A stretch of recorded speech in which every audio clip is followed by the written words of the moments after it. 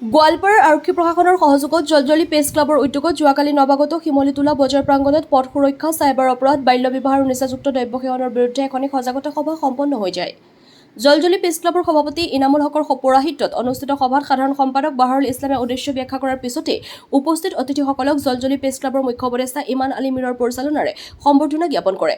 উক্ত সজাগতা সভাত অতিথি হিচাপে উপস্থিত থাকে মাটি আৰক্ষী থানাৰ ভাৰপ্ৰাপ্ত আৰক্ষী বিষয়া ৰাজেশ প্ৰসাদ ৰনিয়াৰ, গোৱালপাৰা জিলাৰ VDPৰ ডেপুটি এডভাইজাৰ গৌতম দাস, মাটি আৰক্ষী থানাৰ অন্তৰ্গত VO আদিত্য পাউল, শিমলুটোলাৰ IC ধৰ্মেন্দ্ৰ বৰা, বাগমৰা চৰ হাইস্কুলৰ অৱসৰপ্ৰাপ্ত প্ৰধান শিক্ষক সুলেমান আলী আহমেদ, শিমলুটোলা বজাৰ কমিটিৰ প্ৰাক্তন সভাপতি আলতাফ হুছেইন, প্ৰবক্তা আবু হানিফৰ লগতে সমাজৰ গণ্যমান্য ব্যক্তিসকলে পথ সুৰক্ষা, চাইবাৰ অপৰাধ, বাল্য বিবাহ আৰু ড্ৰাগছ আসক্তিৰ দৰে বিষয়সমূহৰ ওপৰত বিস্তৃতভাৱে আলোচনা হয়।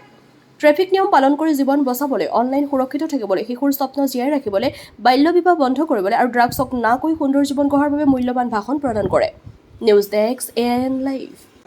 সজাগতা সভাত চৰকাৰে সজাগ হ'ব দিছে মানুহখিনিক, আমি মানুহখিনি সজাগ নহওঁ কাৰণে আমি বাৰে বাৰে এই পুলিচৰ সহযোগত আমাৰ এইখন জলজলি প্ৰেছ ক্লাবৰ উদ্যোগত আমি সজাগতা সভা পাতিবলৈ লৈছোঁ। সজাগতা সভাখন এইটো কাৰণতে পতা হৈছে, চাওক আমাৰ মানুহ এজন হেৰালে আমি মানুহখিনি পোৱা নাযায়, মানুহ হেৰাই থাকে এক্সিডেণ্ট হৈ। আমাৰ যেনেকুৱা আজি সজাগতা সভাৰ বিষয়খিনি আপোনালোকে একেবাৰে জনাবলৈ লৈছোঁ। আমাৰ বিষয়টো এনেকুৱা আছিলে ৰোড ছেফটি নামত এনেকুৱা হ'ল মানে কথাটো আমি আৰু পুলিচক বা পুলিচে ধৰে ফাইন কাটে বুলি ভাবি সকলোৱে পলাইহে পৰোঁ, কিন্তু পুলিচে যে ফাইন কাটে, কিয় ফাইন কাটে এইটো নাভাবোঁ। যদি হেলমেটটো পিন্ধে মানুহ এজন এক্সিডেণ্ট হ'লেও মানুহজন মৰি নাযায়, অন্ততঃ তেওঁ কিবা এটা হৈহে থাকিব। সেইটো কাৰণে হেলমেটটো পিন্ধাব লাগে, মানুহবিলাকে সেইখিনি বুজাব লাগে, বুজাই পোৱাৰ কাৰণে আমি এইখিনি কৰিছোঁ। লগতে ছিট বেল্ট লগাব লাগে, ছিট বেল্ট লগালে তেওঁৰ যিটো এয়াৰবেগটো ফাটি যায়, নলগালে যে ফাটি নাযায়, সেইটোও মানুহবিলাকক আমি বুজাব বিচাৰিছোঁ। আৰু গাঁৱৰ মানুহবিলাক এনেই সজাগে, তেওঁলোকক আমি বিষয়খিনি লোৱা হ'ল। আমাৰ ৰোড ছেফটিটো প্ৰথম কথা লোৱা হ'ল, তাৰপিছত আমাৰ চাইবাৰ ক্ৰাইমতো আমাৰ বহুত গাঁৱৰ মানুহবিলাকে সজাগ, যিহেতু সকলোৱে মানুহে ঠগি বেছি খাই আছে, সেইটোতো তেওঁলোকক সজাগ কৰাই দিয়া হ'ল।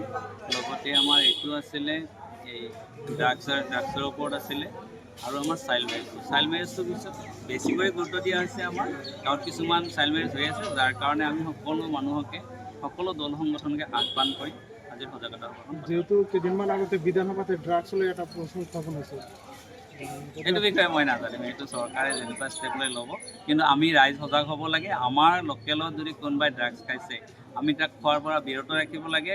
আমি যেনেকৈও হওক আমাৰ এলেকাত ড্ৰাগছমুক্ত কৰিব লাগে। ড্ৰাগছমুক্ত কৰিলে আমাৰ সকলোৰে ভাল। আজি এটা সজাগতা সভা পাতিছিলে, কিহৰ কাৰণে পাতিছে আৰু কি ক'ব লাগে?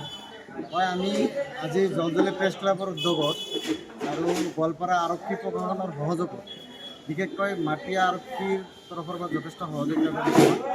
আমি পথ সুৰক্ষা, চাইবাৰ অপৰাধ, বাল্য বিবাহ আৰু নিচাজাতীয় দ্ৰব্য, বিশেষকৈ ড্ৰাগছৰ বিৰুদ্ধে আমি সজাগতা সভাৰ আয়োজন কৰিছিলোঁ।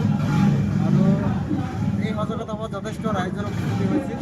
আমি আমাৰ উপস্থিত অতিথিসকলে এইবিলাক ব্যাধিৰ বিষয়ে যথেষ্টখিনি বহলাই আলোচনা কৰাৰ পিছত ৰাইজে এই ব্যাধিৰ পৰা যাতে মুক্ত হয় তাৰ বাবে ৰাইজে প্ৰতিজ্ঞাবদ্ধ হয়।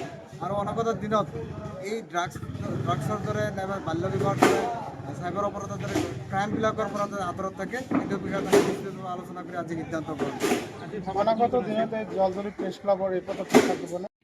যিকোনো খবৰ আৰু বিজ্ঞাপনৰ বাবে যোগাযোগ কৰক 7896121996।